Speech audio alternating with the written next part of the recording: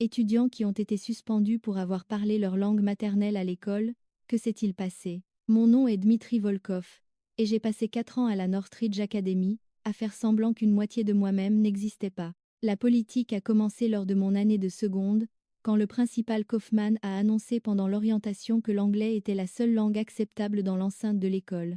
Il a appelé cela « l'initiative d'unité par la communication », affirmant que cela aiderait les élèves immigrés à s'intégrer plus rapidement et empêcherait la formation de clans selon des critères ethniques. Mes parents ont acquiescé dans l'auditorium, même si l'anglais de ma mère était pour le moins chancelant, et que mon père n'était dans le pays que depuis 6 ans. Ils voulaient que je réussisse en Amérique, et si cela signifiait laisser le russe à la maison, ils étaient prêts à faire ce sacrifice. Ce que personne ne nous avait dit, c'était comment la politique fonctionnerait réellement, ou quelles seraient les conséquences en cas d'infraction. Dès la première semaine d'école, j'ai vu un élève de première, d'origine coréenne, se faire sortir de la file de la cafétéria, pour avoir répondu à son téléphone dans sa langue maternelle. Le vice-principal lui a confisqué son téléphone sur le champ devant tout le monde et lui a mis un avertissement pour violation linguistique. 3 avertissements signifiaient la suspension, et chaque violation était inscrite dans votre dossier permanent, avec une note sur le défaut de conformité aux politiques d'intégration de l'école. Le message était clair dès le premier jour, votre langue maternelle était de la contrebande, quelque chose à passer en fraude, et à cacher comme de la drogue ou des armes. J'avais 2 frères et sœurs plus jeunes à la maison qui parlaient à peine anglais, et ma grand-mère vivait avec nous et ne parlait que le russe. L'idée de passer une journée d'école entière, sans pouvoir utiliser ma langue maternelle, me paraissait étouffante, mais j'ai appris à m'adapter rapidement. J'ai développé cette étrange habitude de tout traduire mentalement avant de parler, vérifiant chaque phrase dans ma tête, pour m'assurer qu'aucun mot russe ne s'y glisse. Mon meilleur ami Yuki était confronté à la même lutte, sauf que sa famille parlait japonais à la maison, et que ses parents tenaient un restaurant où il travaillait chaque soir après les cours. Nous restions assis ensemble au déjeuner en parlant un anglais soigné même quand nous voulions changer de langue, hyper conscients des professeurs patrouillant dans la cafétéria avec des porte-blocs. Yuki a reçu son premier avertissement en octobre quand un professeur l'a surpris en train d'aider un nouvel élève, en échange venant de Tokyo à comprendre le menu du déjeuner. Le professeur se moquait que l'élève en échange soit en pleurs et ne comprenne pas les options. Les règles étaient les règles, et Yuki a passé cet après-midi-là en retenue à écrire une dissertation sur l'importance de l'unité de la langue anglaise. Je me souviens qu'il m'a montré la dissertation plus tard, son écriture devenant de plus en plus désordonnée vers la fin, tant il était en colère. Il avait écrit qu'aider quelqu'un à comprendre ses options de nourriture ne perturbait pas l'unité, mais le professeur l'avait corrigé au stylo rouge, en disant qu'il passait à côté du sujet. C'est là que j'ai réalisé que la politique n'était pas vraiment une question de communication. Le système fonctionnait sur la peur et l'humiliation publique. Chaque violation était annoncée pendant l'appel du matin, avec le nom de l'élève, sa classe, et la langue qu'il avait été surpris à parler. Les annonces utilisaient toujours la même formulation sur les élèves, qui choisissaient de privilégier leur culture d'origine, au détriment des valeurs de la communauté scolaire. Mon professeur principal marquait une pause après chaque annonce et me regardait de manière significative, moi et les 3 autres enfants russes de la classe. Nous nous enfoncions dans nos sièges, pendant que les élèves nés en Amérique chuchotaient que ces enfants n'avaient qu'à apprendre l'anglais une fois pour toutes. Tout cela créait une hiérarchie où le fait d'être monolingue anglais faisait de vous un bon élève, et le fait d'être bilingue vous rendait suspect et potentiellement déloyal envers l'école. J'ai commencé à éviter les élèves russes des classes inférieures car être vus ensemble attirerait l'attention des administrateurs à la recherche de violations linguistiques. Mon petit frère Alexei a commencé à Northridge en janvier en tant que nouveau, et le regarder naviguer dans cette politique était une torture. Il n'était dans le pays que depuis 3 ans, et pensait encore en russe la plupart du temps. Son anglais était correct pour la conversation, mais terrible pour le travail académique, et il rentrait frustré parce que les professeurs ne le laissaient pas utiliser une application de traduction pendant les cours. C'était considéré comme une autre violation de la règle de l'anglais exclusif, même si cela l'aurait aidé à apprendre la matière. Au lieu de cela, il restait assis pendant les leçons en comprenant peu, être 60% de ce qui était dit, trop effrayé pour poser des questions, parce que son accent était prononcé, et que les autres enfants se moquaient de sa prononciation. Je voulais l'aider pendant le déjeuner ou entre les cours, mais lui parler russe dans l'enceinte de l'école nous vaudrait à tous les 2 un avertissement. La politique nous forçait à être des étrangers l'un pour l'autre pendant 7 heures par jour. Mes parents ne comprenaient pas tout à fait ce qui se passait, car l'école n'expliquait jamais la politique clairement dans d'autres langues. Ils avaient envoyé une lettre d'une page en anglais sur la promotion de l'unité linguistique, mais rien sur le système de punition ou sur la manière dont cela affecterait les élèves. Ma mère pensait qu'il s'agissait simplement de parler anglais en classe, ne réalisant pas que la règle couvrait les couloirs, les toilettes, les parkings et même les appels téléphoniques, passés dans l'enceinte de l'école. Quand j'ai essayé de lui expliquer, elle s'est mise sur la défensive et a dit que nous devrions simplement suivre les règles et parler anglais partout, pour faciliter les choses. Elle ne comprenait pas que s'obliger à traduire chaque pensée avant de l'énoncer à voix haute était épuisant. À la fin de chaque journée d'école, mon cerveau était comme de la bouillie, à cause de l'effort mental constant pour réprimer ma langue maternelle. J'ai commencé à avoir des maux de tête qui ne partaient pas, peu importe la quantité d'eau que je buvais, ou l'heure à laquelle je me couchais. La politique frappait le plus fort lors des urgences familiales, quand on a le plus besoin de sa langue maternelle. La grand-mère de Yuki a eu une attaque en mars, et sa mère l'a appelée pendant le déjeuner pour lui dire d'aller directement à l'hôpital après l'école. Elle pleurait et parlait un japonais rapide, et Yuki a répondu en japonais sans réfléchir parce que sa grand-mère était être mourante. Un professeur passait par là et a entendu toute la conversation.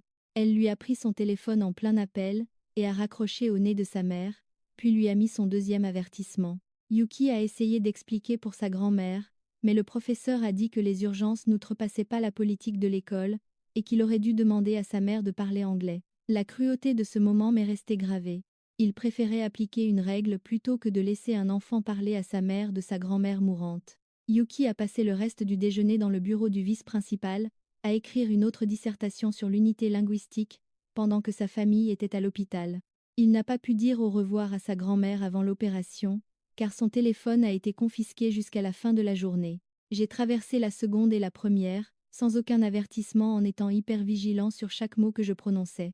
J'avais développé cette habitude paranoïaque de regarder par-dessus mon épaule, avant de répondre au téléphone, et je ne parlais à mes parents qu'avec des réponses d'un seul mot, qui ne violaient techniquement pas la règle. Oui, non, d'accord, plus tard. Ma relation avec eux est devenue étrange, parce que je ne pouvais pas avoir de vraies conversations pendant les heures d'école, et ils ont commencé à penser que je m'éloignais de la famille. Ma mère m'appelait pour prendre des nouvelles d'Alexei ou me rappeler des rendez-vous, et je répondais en anglais avec un minimum de mots qui transmettaient à peine l'information. Elle a commencé à me demander si j'avais honte d'être russe, et je ne savais pas comment lui expliquer que je n'avais pas honte, mais que j'étais terrifiée de perdre mes chances d'entrer à l'université à cause d'une violation linguistique dans mon dossier permanent. L'année de terminale a apporté un nouveau défi quand la santé de ma grand-mère a commencé à décliner et qu'elle a eu besoin de plus d'aide pendant la journée. Elle vivait avec nous depuis la mort de mon grand-père, et elle souffrait d'un début de démence qui la rendait confuse et effrayée quand elle ne comprenait pas ce qui se passait. Ma mère travaillait à plein temps dans un cabinet médical, et mon père faisait des trajets longue distance en camion, donc la coordination de ses soins reposait en partie sur moi et Alexei. Nous avions ce système où ma mère envoyait des mises à jour par SMS en russe sur les horaires des médicaments et les rendez-vous chez le médecin, et je transmettais l'information à Alexei entre les cours.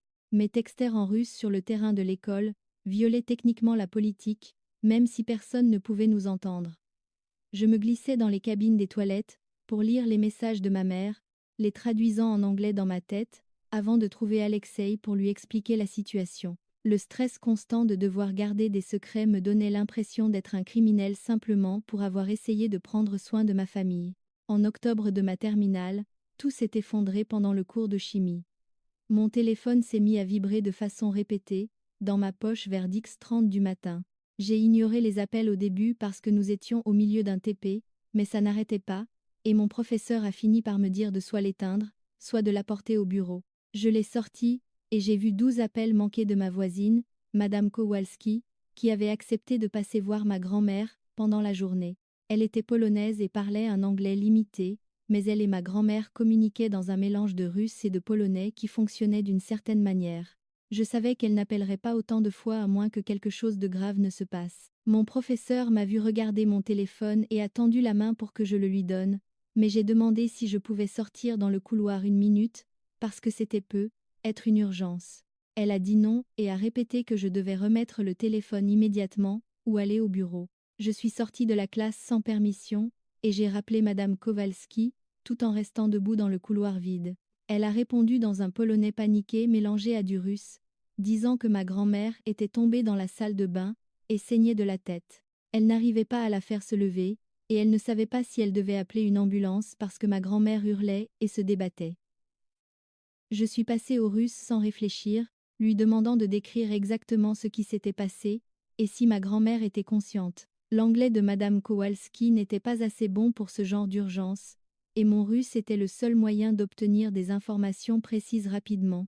Je demandais des détails sur le saignement, et si ma grand-mère pouvait bouger ses jambes quand j'ai vu le principal Kaufmann descendre le couloir vers moi, avec son téléphone levé, visiblement en train d'enregistrer. J'ai continué à parler à Madame Kowalski en russe, pendant que Kaufmann restait là à me filmer, lui demandant d'appeler le 911 et de rester avec ma grand-mère jusqu'à l'arrivée de l'ambulance.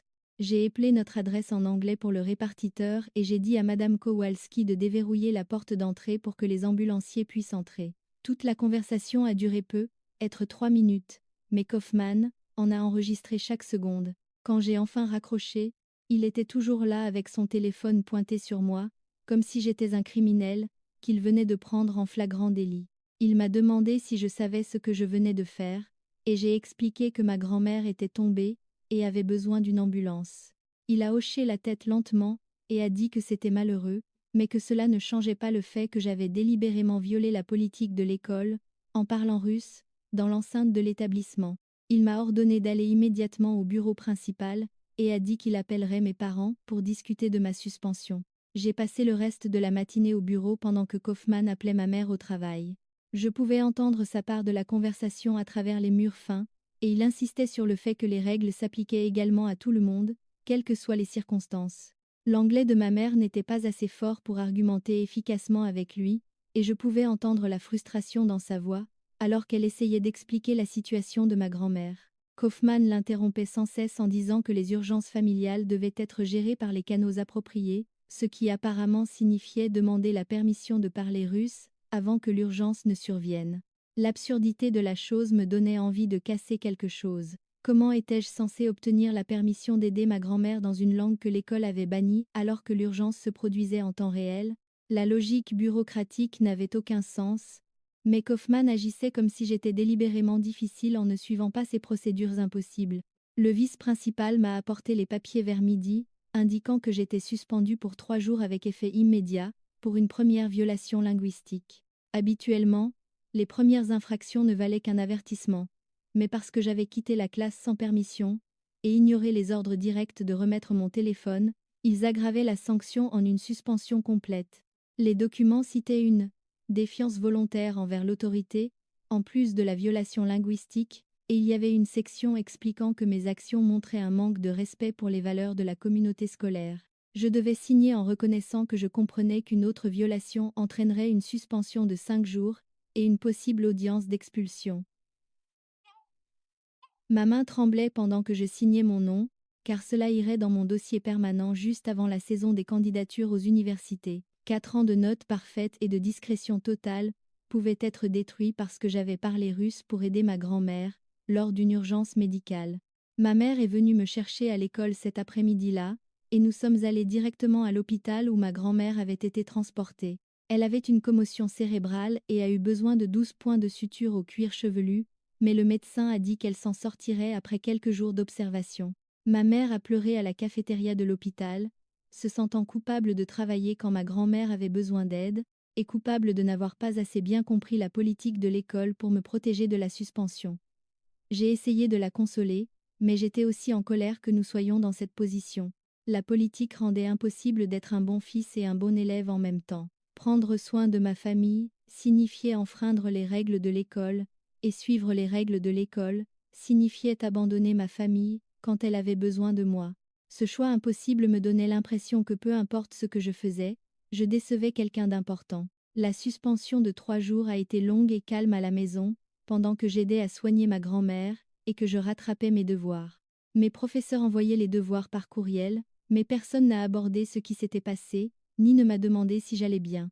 Le 2e jour, j'ai reçu un appel de ma conseillère d'orientation, Madame Patterson, me demandant de venir pour une réunion à mon retour à l'école. Elle ne voulait pas me dire de quoi il s'agissait au téléphone, disant simplement qu'il était important que nous parlions de mon avenir à Northridge. La menace vague a pesé sur moi pour le reste de la suspension. Allait-il essayer de m'expulser?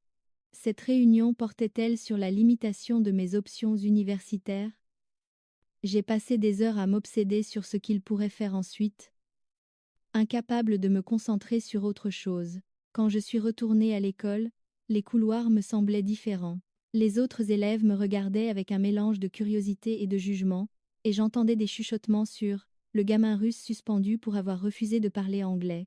L'histoire s'était déformée en mon absence, et maintenant les gens pensaient que j'avais délibérément défié le principal comme une sorte de protestation politique. Personne ne semblait savoir ou se soucier du fait que ma grand-mère saignait et était terrifiée quand j'avais passé cet appel. Le récit était devenu celui d'un élève difficile, refusant de s'intégrer, ce qui me donnait envie de hurler.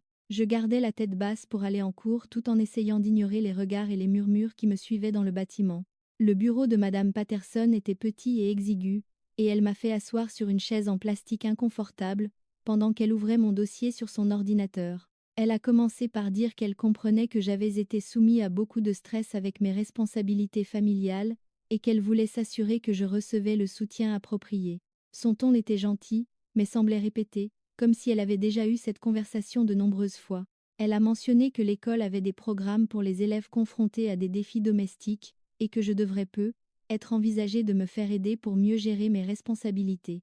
L'implication était claire, ma famille était un problème à gérer, et non une raison de faire preuve de compassion ou de flexibilité vis de la politique linguistique. Je restais là à hocher la tête pendant qu'elle parlait, mais j'ai arrêté d'écouter après un moment, parce que rien de ce qu'elle disait ne s'attaquait au vrai problème.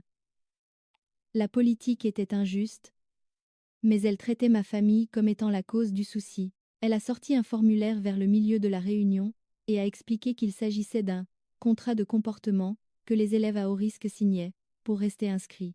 Le contrat exigeait que je maintienne une assiduité parfaite, que je me soumette à des contrôles aléatoires de mon téléphone, pour garantir la conformité à la politique linguistique, et que je la rencontre chaque semaine pour discuter de mon adaptation aux valeurs de la communauté scolaire. Si je violais une seule partie du contrat, je serais immédiatement expulsée, sans possibilité d'appel. Mon estomac s'est noué en lisant les exigences, car c'était essentiellement une mise à l'épreuve pour avoir parlé ma langue maternelle pendant une urgence. J'ai demandé si c'était vraiment nécessaire étant donné que je n'avais eu aucun problème disciplinaire avant la suspension, et elle a répondu que l'administration estimait que j'avais besoin d'un soutien supplémentaire pour réussir à Northridge. L'euphémisme était transparent. Il voulait me surveiller de près, et faire de moi un exemple pour les autres élèves bilingues. J'ai rapporté le contrat à la maison pour que mes parents l'examinent, et mon père s'est mis plus en colère que je ne l'avais jamais vu. Il le relisait sans cesse, son visage devenant plus rouge à chaque passage sur les exigences. Il voulait se battre contre cela, mais ma mère s'inquiétait que faire des histoires n'aggrave les choses pour moi et Alexei. Ils se sont disputés dans la cuisine pendant plus d'une heure, pendant que je restais assis à table, sentant que tout mon avenir était décidé par des administrateurs qui me voyaient comme un problème à résoudre plutôt que comme un élève qui avait essayé d'aider sa famille. Mon père a fini par appeler un avocat qu'il connaissait par son travail, et nous avons passé la soirée à expliquer la situation à quelqu'un qui n'arrêtait pas de poser des questions sur la discrimination et les droits civiques. L'avocat a dit que nous pourrions avoir un dossier, mais nous a prévenu que combattre le district scolaire serait coûteux et prendrait beaucoup de temps, pouvant durer au-delà de la date de mon diplôme. Alexei a reçu son premier avertissement la semaine suivante, quand un surveillant l'a surpris en train de me parler russe sur le parking après les cours. Nous discutions du prochain rendez-vous médical de ma grand-mère, et coordonnions qui resterait à la maison avec elle. Le surveillant a affirmé que la propriété de l'école s'étendait au parking, donc la règle de l'anglais exclusif s'appliquait, même si nous étions debout à côté de ma voiture, prêts à partir. Alexei a dû écrire la dissertation standard sur l'unité linguistique, et il est rentré furieux parce que toute cette histoire ressemblait à un piège. Nous ne pouvions même pas nous parler dans notre langue maternelle sur le parking après la fin des cours.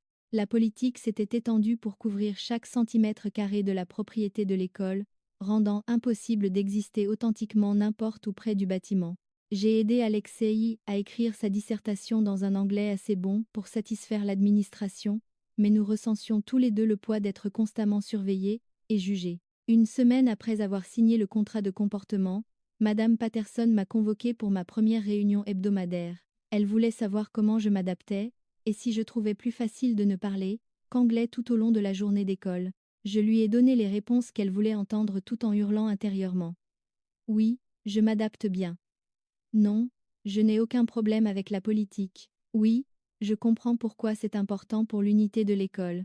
Elle hochait la tête en prenant des notes, et à la fin, elle m'a rappelé qu'elle était là pour m'aider à réussir, dans le cadre de Northridge. Le langage utilisé montrait clairement que la réussite signifiait se conformer à leurs règles sans poser de questions, et non pas m'aider à naviguer dans une situation impossible. J'ai quitté son bureau en me sentant plus isolée qu'avant, sachant que personne dans l'administration ne voyait la politique comme problématique. C'est moi qui le voyais comme le problème. Ce week-end-là, j'ai passé des heures à faire des recherches sur les droits linguistiques et les lois sur la discrimination, essayant de comprendre si ce que l'école faisait était réellement légal. J'ai trouvé des cas sur les règles de l'anglais exclusif sur le lieu de travail, et j'ai appris qu'elles étaient souvent considérées comme discriminatoires, sauf nécessité commerciale légitime.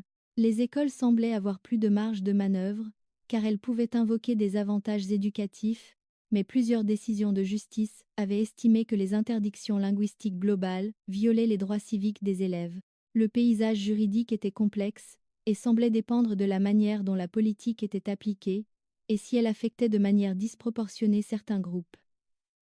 À Northridge, la politique visait clairement les élèves immigrés et créait un système à 2 vitesses, où les anglophones natifs avaient une liberté totale, tandis que les élèves bilingues vivaient sous une menace constante. J'ai commencé à prendre des notes sur chaque interrogation lié à la politique, documentant les dates, les heures et ce qui était dit. Mon professeur de chimie m'a abordé après les cours un après-midi et m'a demandé si nous pouvions parler en privé. Une fois la salle vide, elle s'est excusée de ne pas m'avoir laissé prendre l'appel d'urgence pour ma grand-mère.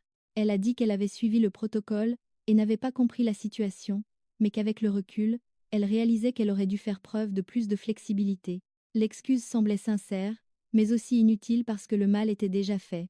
J'étais sous contrat de comportement et surveillée en permanence, tandis qu'elle continuait à enseigner sans aucune conséquence, pour son rôle, dans ce qui s'était passé. Je l'ai remerciée pour ses excuses parce que je ne savais pas quoi dire d'autre, mais j'ai quitté la classe avec de l'amertume sur la façon dont le système protégeait les professeurs qui appliquaient de mauvaises politiques tout en punissant les élèves qui essayaient d'aider leur famille. Yuki m'a pris à part pendant le déjeuner au début du mois de novembre, et m'a dit qu'il avait parlé à d'autres élèves qui avaient reçu des avertissements pour des violations linguistiques. Il avait trouvé 7 élèves dans différentes classes qui avaient tous des histoires similaires sur des situations d'urgence où ils avaient été forcés de choisir entre aider des membres de leur famille et suivre la politique. 2 d'entre eux étaient prêts à écrire des témoignages sur ce qui s'était passé, mais ils avaient peur d'avoir encore plus d'ennuis si quelqu'un découvrait qu'ils s'organisaient. Yuki pensait que si nous pouvions rassembler suffisamment de preuves que la politique était appliquée de manière injuste, nous pourrions être la contester par les voies officielles. J'étais sceptique, car l'administration n'avait montré aucune volonté de reconsidérer ces règles, mais l'idée de faire quelque chose au lieu de simplement subir était séduisante. Nous avons commencé à nous réunir en secret pour compiler la documentation et étudier nos options. Le contrat de comportement exigeait que je rencontre Madame Patterson chaque semaine, et elle a commencé à poser des questions de plus en plus intrusives sur ma vie familiale. Elle voulait savoir quelle langue ma famille parlait au dîner et si je m'entraînais à l'anglais à la maison pour aider mon adaptation. Les questions franchissaient des limites qui me mettaient mal à l'aise, mais refuser de répondre violerait mon contrat. Je donnais des réponses vagues, qui satisfaisaient techniquement sa curiosité, sans rien révéler de réel sur ma famille. Elle notait tout dans son dossier, dressant le portrait d'un élève en difficulté qui avait besoin d'une intervention, plutôt que celui d'une famille naviguant dans une politique injuste. La distorsion de ma situation, pour l'intégrer à leur récit, ressemblait à une violation, mais je n'avais aucun pouvoir pour la corriger.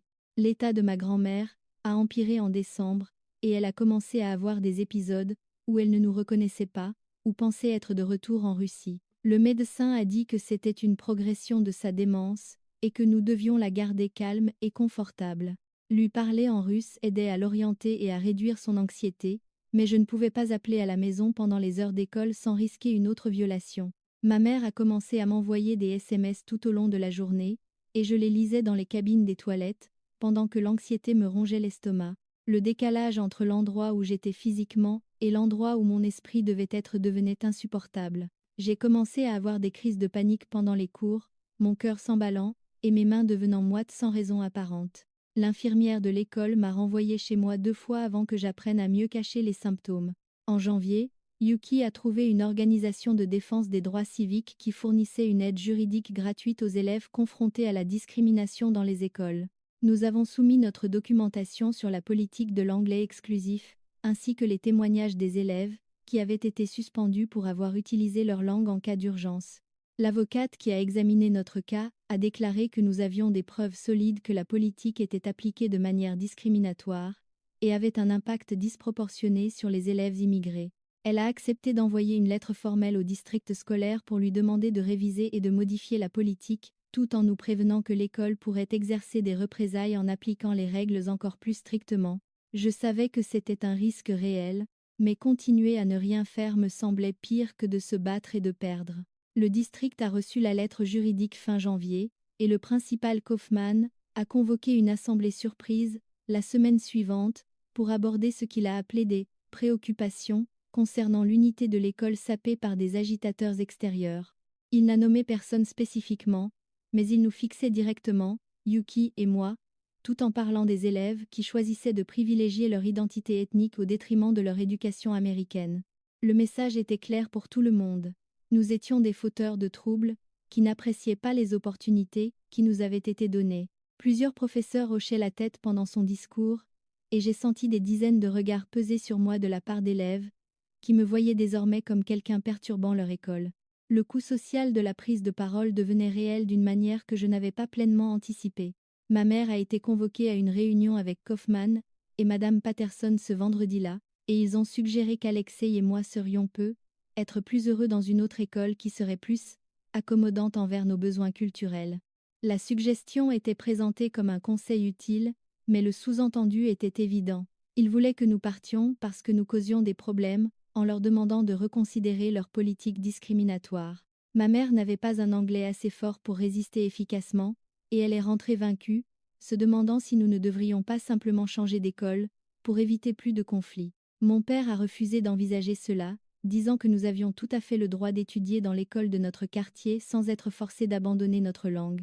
La tension dans notre maison est devenue épaisse et oppressante alors que mes parents se disputaient sur la façon de gérer la situation.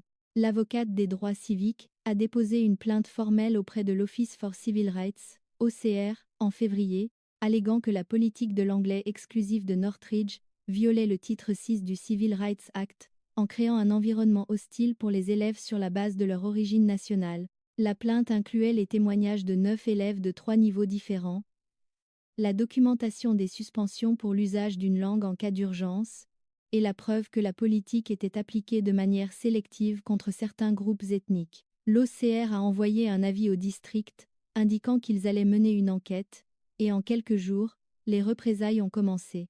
Les professeurs qui étaient auparavant neutres sont soudainement devenus hyper-vigilants sur la surveillance de la langue utilisée, et plusieurs élèves ont rapporté avoir été pris à part et interrogés sur leur implication dans la plainte. Le message était clair. Parler avait des conséquences. Matterson m'a convoqué pour une réunion d'urgence et m'a demandé directement si j'avais été impliqué dans le dépôt de plainte fédérale contre l'école. Je suis resté silencieux, sachant que tout ce que je dirais pourrait être utilisé pour justifier mon expulsion en vertu de mon contrat de comportement. Elle a interprété mon silence comme une confirmation et a mis à jour mon dossier pour noter que je n'étais pas coopératif avec l'administration de l'école.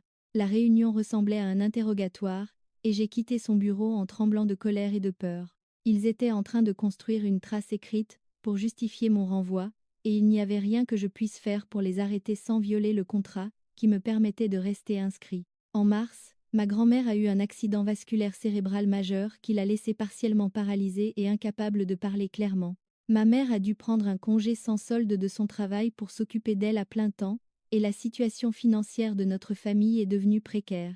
J'ai pris des gardes supplémentaires dans une épicerie le week-end pour aider à payer les factures, ce qui signifiait moins de temps pour les devoirs et les activités extrascolaires. Mes notes restaient solides, mais mes dissertations de candidature à l'université restaient inachevées, parce qu'il ne me restait plus aucune énergie mentale, après avoir géré l'école, le travail et les crises familiales.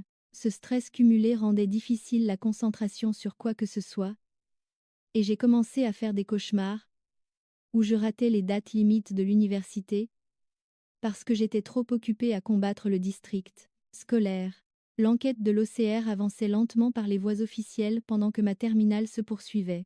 En avril, le district a annoncé qu'il révisait ses politiques linguistiques pour autoriser un usage limité des langues non anglaises lors d'urgences documentées, mais la nouvelle politique était si étroite qu'elle ne changeait presque rien. Les élèves devaient soumettre des demandes formelles d'exemption d'urgence 3 jours à l'avance, ce qui était évidemment impossible pour de vraies urgences. La révision était conçue pour donner une apparence de conformité, tout en maintenant le même environnement restrictif. L'avocate des droits civiques a appelé cela de la poudre aux yeux et a dit que nous devrions continuer à faire pression pour un changement significatif. Mes candidatures à l'université ont été envoyées à la fin de l'automne et, au printemps, j'attendais les réponses des écoles tout en jonglant avec mes réunions hebdomadaires avec Madame Patterson, les exigences de mon contrat de comportement et mon travail. Plusieurs écoles m'ont accepté, mais les aides financières n'étaient pas suffisantes pour couvrir les coûts sans des prêts importants. Ma suspension et mon contrat de comportement n'apparaissaient pas de manière évidente sur les relevés de notes, mais le trou dans mon dossier disciplinaire devait être expliqué dans les documents supplémentaires. J'ai écrit des essais soignés sur cette expérience, essayant de montrer ma croissance et ma résilience, sans être trop critique envers l'école. L'équilibre semblait impossible, et je craignais de saboter mes chances en n'étant pas plus agressif pour me défendre. En mai, l'OCR a publié des conclusions préliminaires, indiquant que la politique linguistique de Northridge avait créé un environnement discriminatoire pour les élèves issus de familles ayant une maîtrise limitée de l'anglais. Ils ont exigé que le district mette en œuvre une nouvelle formation pour le personnel, crée des directives claires pour l'usage d'une langue en cas d'urgence et surveille l'application de la règle pour éviter un impact disproportionné sur les élèves immigrés. Les conclusions ne sont pas allées jusqu'à leur ordonner de supprimer entièrement la politique, mais elles ont créé des mécanismes de responsabilité qui n'existaient pas auparavant. Le principal Kaufman a envoyé un courriel à toutes les familles, disant que l'école avait toujours été engagée à servir des populations diverses, et qu'elle accueillait favorablement l'opportunité d'améliorer ses pratiques. Ce langage institutionnel me faisait bouillir le sang, car il avait passé des années à défendre une politique que le gouvernement fédéral venait de juger discriminatoire. Mon contrat de comportement a expiré à la fin de l'année scolaire et Madame Patterson a programmé une réunion finale pour discuter de mes progrès. Elle m'a félicité d'avoir terminé le programme avec succès et a dit qu'elle espérait que j'avais appris des leçons importantes sur le travail au sein de systèmes établis. J'ai hoché la tête et les remercié, sans souligner que je n'avais survécu que parce que j'étais devenu expert dans l'art de cacher qui j'étais réellement. Les leçons que j'avais apprises portaient sur le pouvoir institutionnel et les coûts de la parole, non sur la valeur de leur initiative, d'unité par la communication. J'ai quitté son bureau pour la dernière fois, en me sentant soulagée d'en avoir fini. Mais aussi en colère, contre l'année que j'avais perdue, à cause de leur politique discriminatoire. La remise des diplômes a eu lieu en juin, et j'ai traversé la Seine pour recevoir mon diplôme, pendant que ma famille m'acclamait depuis les tribunes. Ma grand-mère était trop malade pour y assister, mais elle a regardé un enregistrement plus tard, et a pleuré, en me disant en russe à quel point elle était fière. J'avais été admis dans une université d'État avec assez d'aide financière pour que cela fonctionne, et je serais la première personne de ma famille à aller à l'université en Amérique. Cette réussite avait un goût doux amer, parce qu'elle avait coûté très cher. 4 ans à surveiller chacun de mes mots, à cacher mon identité, et à me battre simplement pour exister authentiquement, avait laissé des marques qui ne s'effaceraient pas rapidement. La politique est restée en vigueur à Northridge malgré les conclusions de l'OCR, bien que l'application soit devenue moins agressive après l'enquête. Alexei avait encore une année à faire, et il a rapporté que les professeurs faisaient plus attention à la manière dont ils appliquaient les règles. Certains avaient commencé à ignorer les violations mineures, tandis que d'autres redoublaient de sévérité pour prouver qu'ils n'étaient pas influencés par les pressions extérieures. L'incohérence créait ses propres problèmes, mais au moins le climat de peur s'était légèrement atténué. Les élèves plus jeunes savaient désormais qu'ils avaient un recours s'ils étaient suspendus pour l'usage d'une langue en cas d'urgence, même si le processus restait difficile et long. En repensant à ces années, ce qui me frappe le plus, c'est la façon dont la politique nous a forcés à choisir entre la famille et l'éducation d'une manière qui me met encore en colère. Les administrateurs croyaient sincèrement qu'ils aidaient les élèves immigrés à s'intégrer, mais ce qu'ils ont fait en réalité, c'est créer du traumatisme et de l'aliénation. Ils nous ont appris que nos langues maternelles étaient honteuses, que prendre soin de sa famille faisait de nous de mauvais élèves, et que le système valorisait la conformité plutôt que la compassion. Ces leçons sont restées gravées chez les élèves bien après l'obtention de leur diplôme, façonnant la vision que nous avions de nous-mêmes et de notre place dans les institutions américaines. Je suis restée en contact avec Yuki pendant l'université, et nous parlions parfois de notre expérience au lycée et de la façon dont elle nous avait affectés. Il disait qu'il se sentait encore anxieux à l'idée de parler japonais dans les espaces publics, craignant toujours que quelqu'un ne le juge ou ne le dénonce pour ne pas parler anglais. Cette hypervigilance était devenue une habitude, et s'en défaire a pris des années d'efforts conscients. J'ai vécu la même chose, traduisant mentalement avant de parler, et vérifiant mon environnement avant de répondre aux appels de ma famille. La politique nous avait entraînés à voir notre bilinguisme comme un handicap, plutôt que comme un atout, et retrouver la fierté de nos capacités linguistiques à demander un travail actif. La plainte pour droit civique a laissé une trace que d'autres familles ont utilisée pour contester des politiques similaires dans d'autres écoles. L'avocate a partagé notre cas comme modèle sur la façon de documenter une application discriminatoire et de rassembler des preuves pour les plaintes auprès de l'OCR. Plusieurs autres districts de notre État ont révisé leur politique linguistique après avoir vu ce qui s'était passé à Northridge, bien que beaucoup aient conservé une version de règles de préférence pour l'anglais. Le changement systémique que nous avions espéré ne s'est pas matérialisé, mais nous avions créé des fissures dans le système que d'autres pouvaient exploiter. Ma grand-mère est morte pendant ma 2e année d'université, et je suis rentrée pour les funérailles, où les membres de la famille ont parlé en russe de sa vie et de son héritage. Être entourée de ma langue sans peur ni honte a été libérateur après des années de suppression. J'ai réalisé combien j'avais sacrifié de moi-même pour survivre au lycée, et combien de temps il me faudrait pour reconquérir cette partie perdue de mon identité. Le deuil que je ressentais n'était pas seulement pour ma grand-mère, mais pour la version plus jeune de moi-même, qui avait appris à cacher sa voix pour s'intégrer dans un système qui le voyait comme un problème. Des années plus tard, je suis retournée à Northridge pour parler lors d'une assemblée sur la diversité de mon expérience avec la politique linguistique. Le principal Kaufman avait pris sa retraite, et la nouvelle administration voulait montrer qu'elle s'attaquait aux erreurs du passé. Je me suis tenue dans le même auditorium où j'avais été traitée d'agitateur extérieur, et j'ai raconté mon histoire aux élèves actuels. Certains ont compris immédiatement tandis que d'autres semblaient perplexes quant à la raison pour laquelle la langue avait été un tel problème. Cet écart générationnel m'a rappelé combien de choses pouvaient changer en seulement quelques années, mais aussi combien la mémoire institutionnelle pouvait s'effacer facilement, si nous ne continuions pas à raconter ces histoires. Cette expérience m'a appris que combattre des politiques injustes exige de la documentation, une communauté, et la volonté d'accepter des coûts personnels, pour un bénéfice collectif. Une personne qui parle seule est étiquetée comme fauteur de troubles, mais 9 personnes avec des preuves documentées créent un schéma plus difficile à ignorer. Construire cette coalition a demandé du temps et de la confiance, et beaucoup d'élèves ont choisi de rester silencieux plutôt que de risquer des représailles. Je ne blâme personne ayant fait ce choix parce que les enjeux étaient réels et les coûts élevés, mais je suis reconnaissant envers ceux qui ont parlé, parce que leur courage a créé un espace pour le changement, même quand le système résistait. Si cette histoire vous a captivé, il y en a beaucoup d'autres qui attendent, alors appuyez sur le bouton d'abonnement et rejoignez-nous pour la prochaine.